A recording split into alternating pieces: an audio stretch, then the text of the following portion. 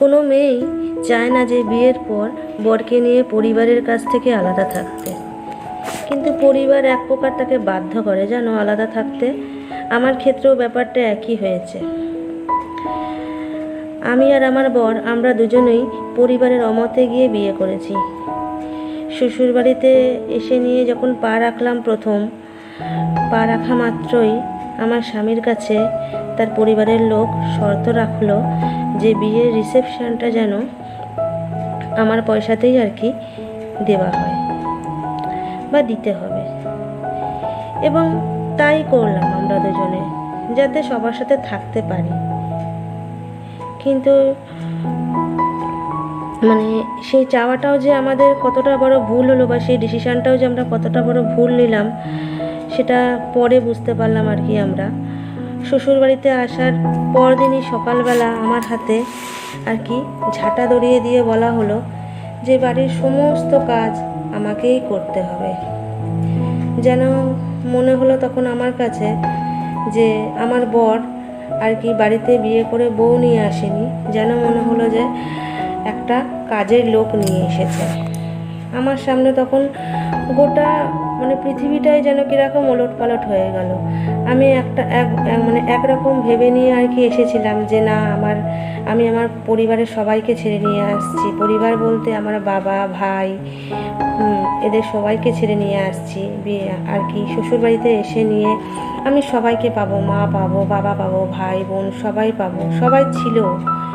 যেহেতু আমার মা ছিল না, সেই জন্য মায়ের অভাবটা পূরণ ভেবেছিলাম যে বিয়ের পর আমার হয়ে যাবে, কিন্তু না, সেটা হয়নি। আসলে শাশুড়ি মা কখনো নিজের মা হতে পারে না, এটা আর কি আমি বিয়ের পরেই বুঝলাম। তো যখন আর কি ঝাঁটারা ধরিয়ে নিয়ে এরকমভাবে বললো যে আমাকে সমস্ত কাজ করতে হবে, ইভেন কি আমাকে বাথরুম পায়খানাটা পর্যন্ত পরিষ্কার করতে হবে। তো কথাগুলো আমার বরের সামনে বলেনি, না হলে হয়তো আমার বর কখনোই মানতো না, কারণ সে কখনোই চাইতো না যে এরকম কোনো কাজকর্ম আমাকে আর কি তার পরিবার বলবে। এই ব্যাপারটা আমার বর কখনোই আর কি, তো আমার বর কখনোই জানতো না যে বিয়ের আগে তার পরিবারটা ঠিক এইরকম হবে। ও জানতো অমতে বিয়ে করছি, একটা সময় পর ঠিক মেনে যাবে পরিবার। তো মেনেও ছিল, কিন্তু এরকম একটা শর্ত রেখেছিল, তোমাদের তো বললামই যে আমার পয়সাতেই আর কি রিসেপশনটা দেওয়া হবে।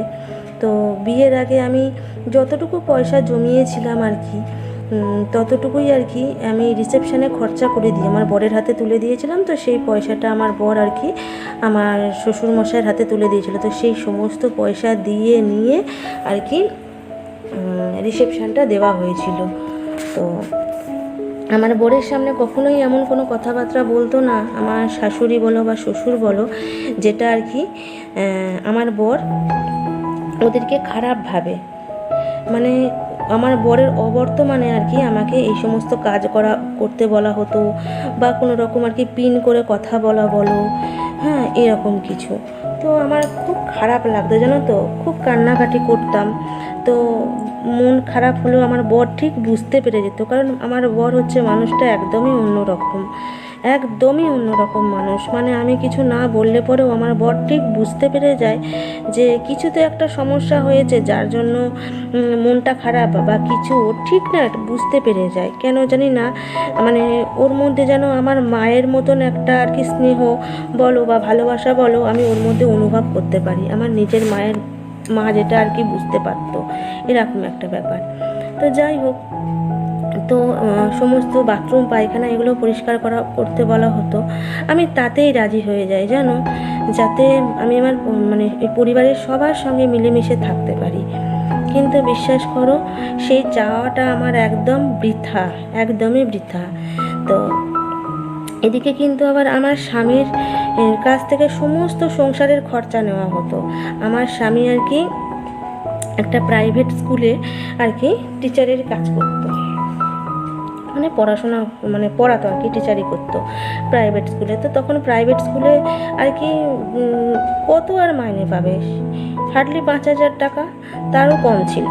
তাও আমার বর আর কি সমস্ত সংসারের যত আর কি খরচা থাকতো সমস্ত কিছু আমার বরকে দিতে হতো। তো তারপরেও আর কি আমাদের অনেক অবহেলা বলো, যন্ত্রণা বলো, ঘৃণা বলো, অনেক কিছুর আমরা শিকার হয়েছি, মুখ বুজে থেকেছি। কি করব বলো, পয়সার যেহেতু জোর ছিল না, সেই জন্য মুখ বুজে সবটাই সহ্য করতে হতো। তারপরে আমাদের একটা দিন বাড়ি থেকে বের করে দেওয়া হয়, ঝগড়াঝাটি করে নিয়ে বাড়ি থেকে আর কি বের করে দেওয়া হয়। তো আমরা প্রায় 4-6 মাস মতো বাইরে থাকি। তারপর আবার আমার শ্বশুরমশাই আর কি, যেহেতু আমার বরের নামে একটা টাকা ম্যাচিওর হওয়ার ব্যাপার ছিল, ভুলিয়ে ভালিয়ে আমাদের বাড়ি নিয়ে আসে। তারপরে নিয়ে আসার পর যেই টাকাটা তোলা হয়ে যায়, আমার বর আমাদের সাথে আবার সেই আগের মতো অশান্তি আর কি শুরু করে দেয়। তো এমনি চলতেই থাকে। তারপরে একটা দিন আমরা ডিসিশান নিই যে আমরা আর কি আলাদা হয়ে যাব। তারপর থেকেই আর কি আমাদের আলাদা থাকার জার্নিটা আর কি শুরু হয়। আজ পর্যন্ত তোমরা যেটা দেখতে পাচ্ছ, আমরা আলাদাই থাকি। তো বন্ধুরা, আমার ভিডিওটা কেমন লাগলো তোমরা অবশ্যই জানিও। আর ভিডিওটা ভালো লাগলে অবশ্যই একটা লাইক, কমেন্ট, শেয়ার করে দিও। আর আমার চ্যানেলটা সাবস্ক্রাইব করে আমার পাশে থেকো। তো তোমরা সবাই খুব ভালো থেকো, সুস্থ থেকো, নিজেদের খেয়াল রেখো। তা সবাইকে টাটা, বাই বাই।